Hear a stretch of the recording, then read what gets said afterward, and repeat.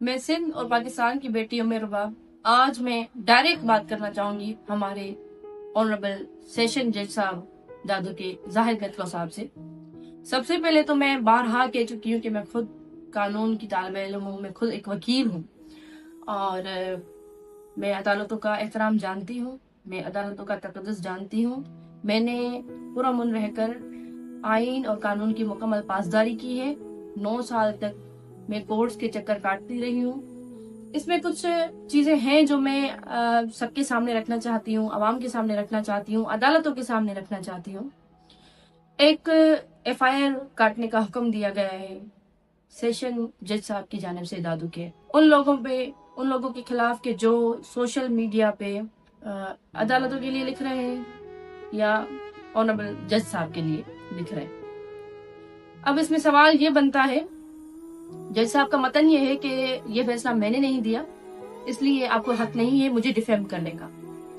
बिल्कुल ये बात दुरुस्त है कि जाहिद मितलो जज साहब ने इस केस का फैसला नहीं दिया। एडिशनल सेशन जज उन्होंने इस केस का फैसला दिया है। उन्होंने मेरे वालिद, दादा और चचा के खून को रायगान किया है। अब सवाल ये है हमारा सेशन जज साहब से कि बिल्कुल सर, आपके कहने पर आपने ये फैसला नहीं दिया, मगर एक और नोटिस निकला था, अगर सबके नॉलेज में हो, सेशन जज साहब की जानिब से कि सेक्शन 144 लागू किया जाए। इस केस के फैसले के दौरान सिक्योरिटी हाई अलर्ट की जाए, दोनों जिलों में इस तरह से कि कर्फ्यू लगाया जाए। इस तरह के फैसलों से ये तो वाज़ेह हो चुका कि कितनी आजादी है।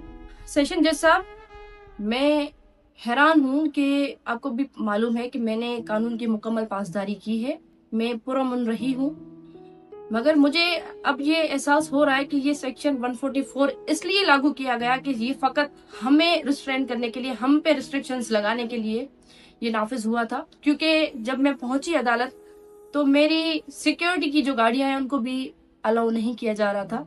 उस चीज पे भी एतराज था, हालांकि वो सिक्योरिटी मुझे सुप्रीम कोर्ट की जानिब से मिली।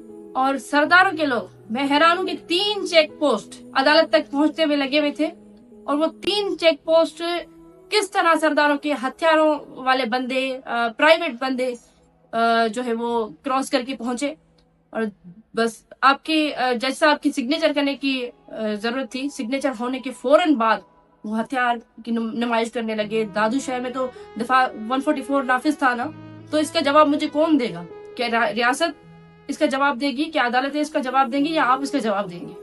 विद ड्यू रिस्पेक्ट मैं पूछ रही हूँ आपसे कि इसका जवाब कौन देगा मुझे? इसके लिए जिम्मेदार कौन है?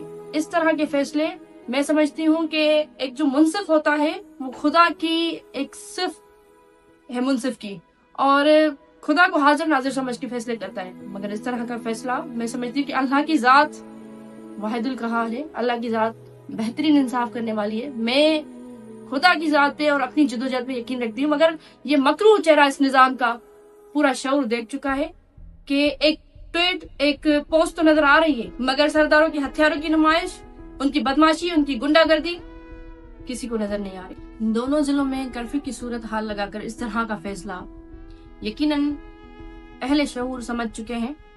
मेरा सवाल ये है कि सेक्शन 144 शायद आपकी नॉलेज में नहीं हो। विद ड्यू रेस्पेक्ट मैं आपको बताती हूँ कि आपको सोशल मीडिया पे सर्कुलेटेड पोस्ट तो नजर आ चुके हैं, मगर आपको इस दफा 144 के तहत कानून की धज्जियां उड़ाई गई वो आपको नजर नहीं आई है शायद। विद ड्यू रेस्पेक्ट मैं आपको बताती हूँ कि शायद आप इसलिए नोटिस नहीं ले सके, तो इस पे भी नोटिस बनता है कानूनन। और हैरानगी की बात है कि स्टेट मशीनरी इस्तेमाल की गई सरदारों को प्रोटेक्ट करने के लिए, कातिलों को प्रोटेक्ट करने के लिए। एक पैगाम दिया गया बेसिक